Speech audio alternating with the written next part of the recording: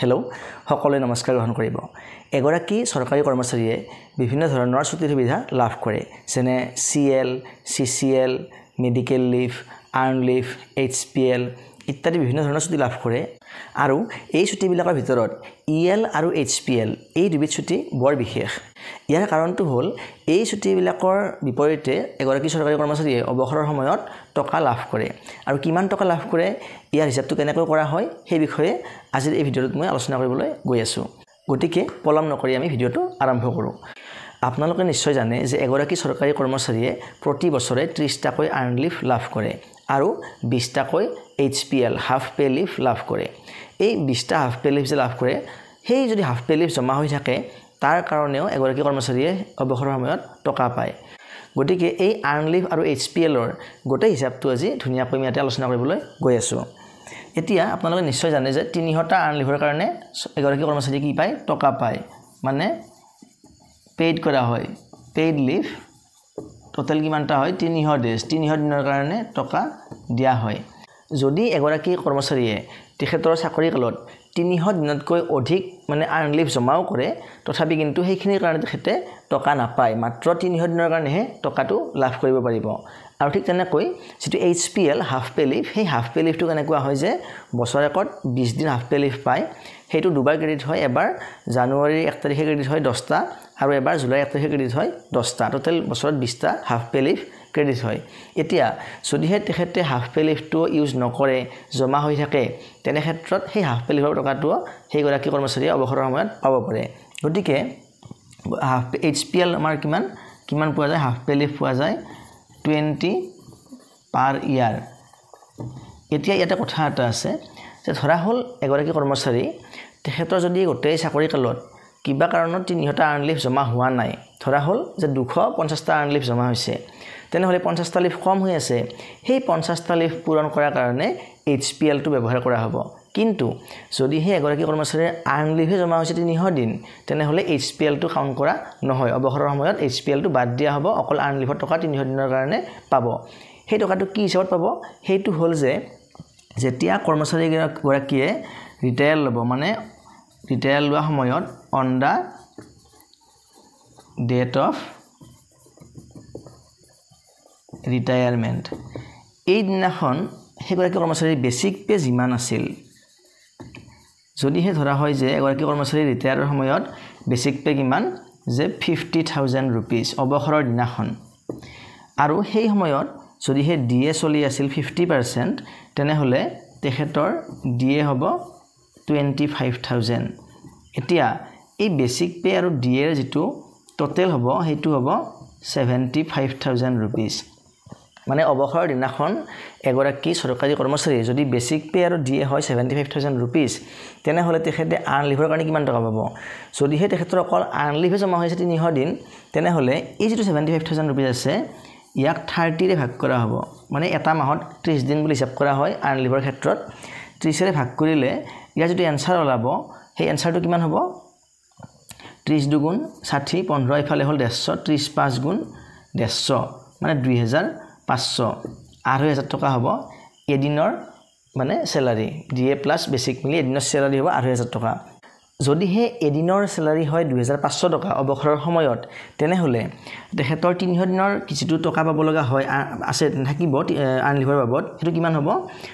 0 0 0 0 15 1 5 1 ইফালে 6 1 7,50,000 মানে 7,50,000 rupees তেখেতে আৰ্ণ লিভৰ বাবদ পাব যদিহে তেখেতৰ আৰ্ণ লিভে জমা হৈ থাকে অকল 300 দিন এতিয়া আমি হিচাপ কৰি চাম ধৰা হ'ল এগৰাকী কৰ্মচাৰীৰ আৰ্ণ লিভ জমা হৈছে কিমান যে 250 দিন আৰু বাকিখিনি HPL তেনেহলে হিচাপটো অলপমান বেলেগ হ'ব ইমানখিনি টকা নাপাব টকাটো ইয়াতকৈ কমিব নে বাঢ়িব আমি হিচাপ কৰি চালে গম পাম এতিয়া ধৰা হ'ল এগৰাকী কৰ্মচাৰী যিগৰাকী কৰ্মচাৰীৰ টোটাল মানে EL 300 দিন জমা হোৱা নাই বা আছিল জমা আগতে হয়তো কিন্তু কিবা কাৰণত খৰচ হৈ গ'ল তেখেতৰ অৱসৰৰ সময়ত জমা হৈছে টোটাল 250টা EL তেনেহলে কি হ'ব যে EL জমা আছে কিমানটা 250 আৰু হাফ পে লিভ HPL জমা আছে ধৰা হ'ল যে কিমান 100টা বা বেছি হ'ব পাৰে এতিয়া তেখেতে পইচাটো কেনেকৈ পাব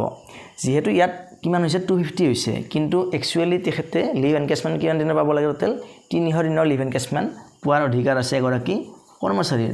গতিকে ইয়াতে 50টা কম হৈ আছে তেনে ক্ষেত্ৰত যিমান HPL থাকিব সেই HPL ৰ পৰা এই ঘাটিখিনি পূৰণ কৰি দিয়া হ'ব মানে ইয়াৰ পৰা 50টা HPL ইয়ালৈকে গুচি যাব কিন্তু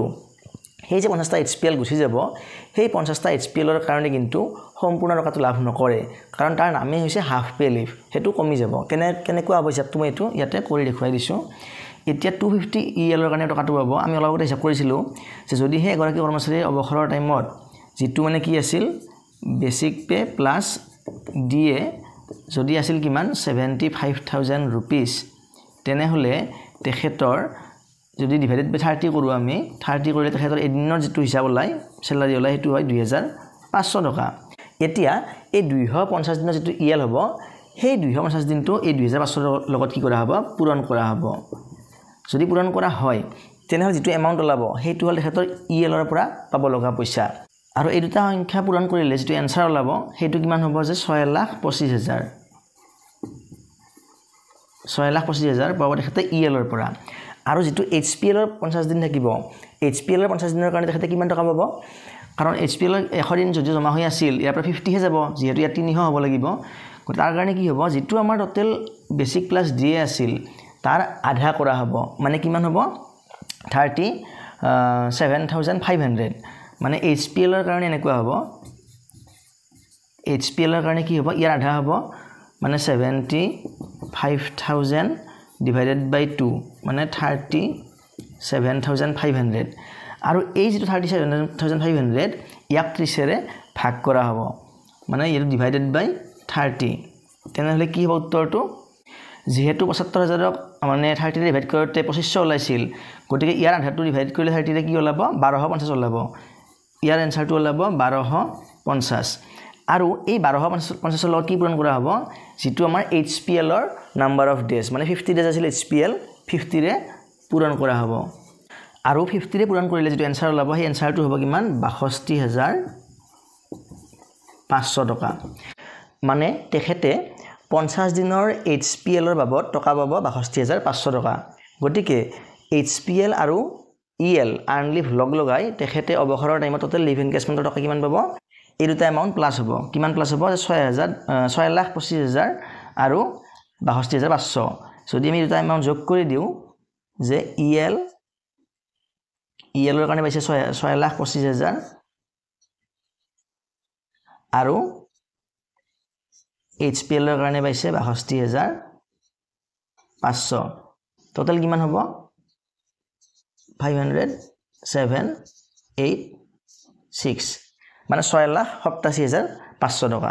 অৰ্থাৎ এগৰাকী কৰ্মচাৰীয়ে যিগৰাকী কৰ্মচাৰীৰ অবখৰৰ সময়ত বেসিক পে প্লাস DA মিলি স্যালাৰিটো হয় মানে 75000 rupees এই 75000 rupees হোৱা ব্যক্তিগত এগৰাকীৰ যদিহে EL জমা থাকে 250 দিন আৰু বাকি যদি হাফ পে লিভৰ কাৰণে টকা পায় 50 ডেজৰ কাৰণে টকা পায় তেনে হলে টোটাল তেখেতে অবখৰৰ টকা লাভ কৰিব 687500 টকা গতিকে এইখিনি আছিল আজি ভিডিওটো আশা কৰো আপোনালোকে ভিডিওটো চাই ভাল পাইছে যদি ভাল পাইছে তেনে হলে ভিডিওটো লাইক কৰিব আৰু আগলৈ এনেকুৱা ধৰণৰ তথ্যমূলক ভিডিও পাই থাকিবলৈ চেনেলটো সাবস্ক্ৰাইব কৰি ল'ব পাৰে ধন্যবাদ